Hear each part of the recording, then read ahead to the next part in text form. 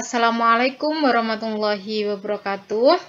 Pada pertemuan kedua mata kuliah biostatistika, pokok bahasan yang akan kita bahas adalah prinsip dasar statistik. Sebelumnya kita lihat pengertian dari statistik terlebih dahulu. Secara etimologi, statistik ini berasal dari bahasa Latin, yaitu status, yang artinya negara atau terkait dengan konstitusionalitas. Sedangkan menurut Sujana, statistik adalah pengetahuan yang berkaitan dengan metode pengumpulan data, kemudian pengolahan data, analisis dan kesimpulan berdasarkan pengumpulan data dan analisis yang dilakukan. Dari pengertian tersebut, catatan yang harus kita ketahui yaitu dengan statistik akan didapatkan sebuah kesimpulan dan memfasilitasi proses pengambilan keputusan. Pengertian lain terkait statistik adalah sebagai berikut. Yang pertama, statistik merupakan ilmu yang mempelajari bagaimana merencanakan, mengumpulkan, menganalisis, menginterpretasi, dan mempresentasikan sebuah data. Pengertian lain, statistik adalah ilmu yang berkaitan dengan data, di mana data tersebut akan diolah dan diinterpretasikan. Kemudian, pengertian selanjutnya, statistik adalah hasil data yang disajikan dalam bentuk tabel, grafik, diagram, dan lain-lain. Itulah beberapa pengertian terkait statistik. Berikutnya adalah karakteristik dari statistik. Karakteristik statistik yang pertama yaitu statistik bekerja dengan angka. Angka di sini sebagai jumlah atau frekuensi yang disebut dengan kuantitatif, dan angka sebagai nilai yang disebut dengan kualitatif. Karakteristik yang kedua, statistik bersifat objektif. Jadi, pada statistik, angka itu merupakan alat untuk mencari fakta. Kemudian, dari angka tersebut akan memberikan sebuah keterangan yang nantinya dapat kita gunakan untuk menentukan sebuah kebijakan.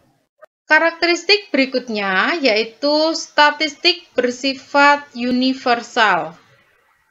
Artinya, statistik tidak digunakan hanya pada salah satu disiplin ilmu, tetapi statistik dapat kita gunakan pada semua disiplin ilmu. Berikut ini fungsi dari statistik. Fungsi yang pertama adalah fungsi deskriptif.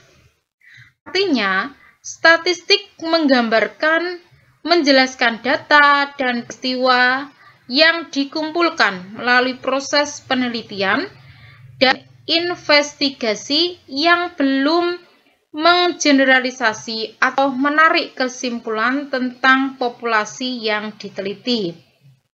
Kemudian, fungsi statistik yang kedua adalah fungsi inferensial. Artinya, dengan statistik kita dapat memprediksi dan mengendalikan seluruh populasi berdasarkan data, gejala, dan peristiwa dalam proses penelitian, atau yang sering kita sebut dengan estimasi dan prediksi.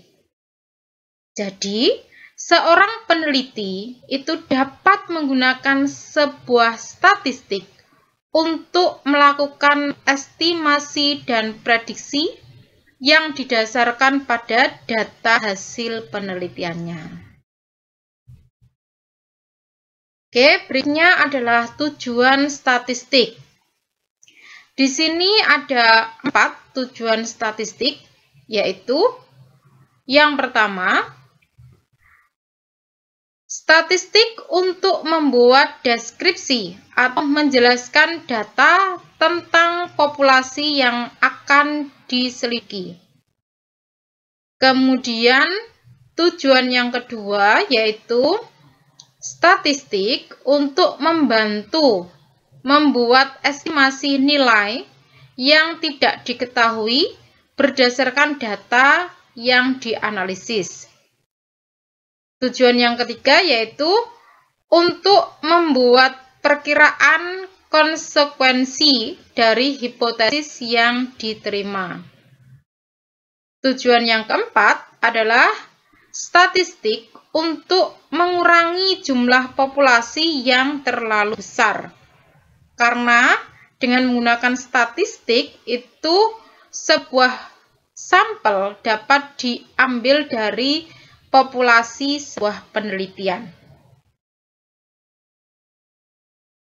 Berikutnya adalah peran statistik. Di sini secara umum statistik itu dibutuhkan dalam 4 tahap penelitian, yaitu penentuan sampel. Jadi dari populasi kita dapat mengambil sampelnya untuk kita teliti itu dengan menggunakan statistik. Kemudian peran yang kedua yaitu pada tahap penelitian pengumpulan data. Selanjutnya peran yang ketiga itu ada pada tahap penelitian menyampaikan data, yaitu bisa menggunakan grafik, kemudian tabel, diagram, dan lain sebagainya. Pada tahap penelitian yang keempat, yaitu analisis data, itu juga diperlukan sebuah statistik, di mana analisis data ini bisa uji regresi, uji korelasi, kemudian uji T, kemudian ANOVA, dan lain sebagainya. Berikutnya adalah klasifikasi statistik. Berdasarkan isi yang dipelajari, statistik ada 2, yaitu statistik teoritis dan statistik terapan. Untuk definisinya sebagai berikut. Statistik teoritis itu membahas secara mendalam dan teoritis. Diperlukan dasar matematika yang kuat atau perumusan sifat-sifat, rumus, dan lain sebagainya itu menggunakan statistik teoritis.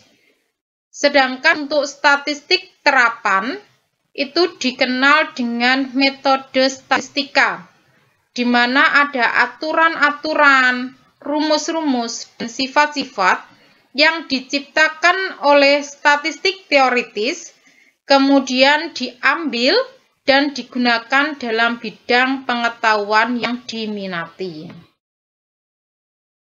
Berikutnya, klasifikasi statistika berdasarkan aktivitas yang dilakukan. Di sini ada 2, yaitu statistika deskriptif dan statistika inferensial. Statistika deskriptif itu membahas tentang cara-cara pengumpulan data, penyederhanaan angka-angka pengamatan yang diperoleh, serta melakukan pengukuran, pemusatan, dan penyebaran untuk memperoleh informasi yang lebih menarik, berguna, dan lebih mudah dipahami.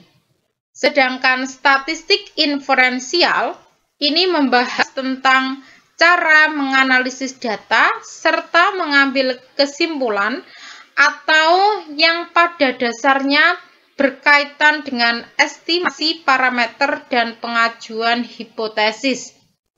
Jadi dalam sebuah penelitian, kita tentunya sudah memiliki dan harus memiliki sebuah hipotesis, di mana hipotesis ini akan kita uji kebenarannya melalui proses penganalisisan data.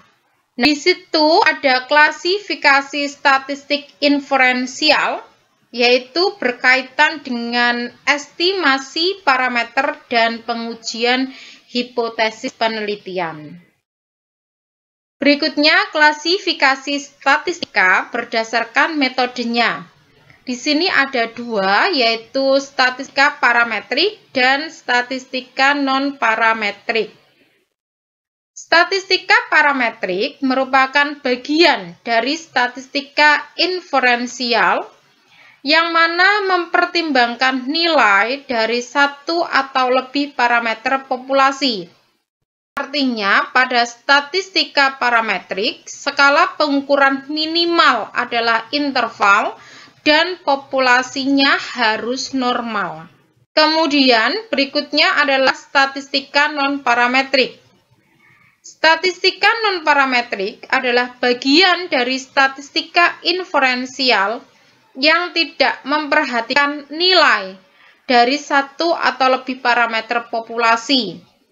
Umumnya, validitas pada statistik non-parametrik tidak bergantung pada model peluang yang spesifik dari populasi. Artinya, pada statistika non-parametrik ini menyediakan metode statistik untuk data yang terdistribusi tidak normal. Kesimpulannya, untuk statistika parametrik, berarti populasinya harus terdistribusi normal, sedangkan untuk statistika non-parametrik, populasi atau data yang diperoleh tidak harus terdistribusi normal. Berikutnya, klasifikasi statistika berdasarkan jumlah variabel. Di sini ada statistika univariat dan statistika multivariat. Di mana statistika univariat adalah teknik analisis statistik yang hanya melibatkan satu variabel dependen atau satu variabel bebas. Kemudian untuk statistika multivariat, yaitu teknik analisis statistik yang melibatkan lebih dari satu variabel bebas sekaligus. Jadi dalam sebuah penelitian itu ada sebuah variabel di mana salah satu jenis variabelnya adalah variabel dependen atau variabel bebas. Variabel yang sengaja diubah dalam sebuah penelitian. Nah, berdasarkan jumlah variabelnya, statistika ini dapat diklasikan menjadi dua tadi, yaitu statistika univariat dan statistika multivariat. Selanjutnya, istilah-istilah dalam statistika yang sering muncul adalah sebagai berikut. Yang pertama yaitu frekuensi. Artinya, jumlah individu yang mendapat skor atau nilai tertentu dalam suatu kelompok data. Kemudian ada istilah frekuensi kumulatif. Artinya banyaknya data yang berada di bawah atau di atas skor atau nilai tertentu. Sehingga frekuensi kumulatif ini ada frekuensi kumulatif atas dan frekuensi kumulatif bawah. Jadi ada dua.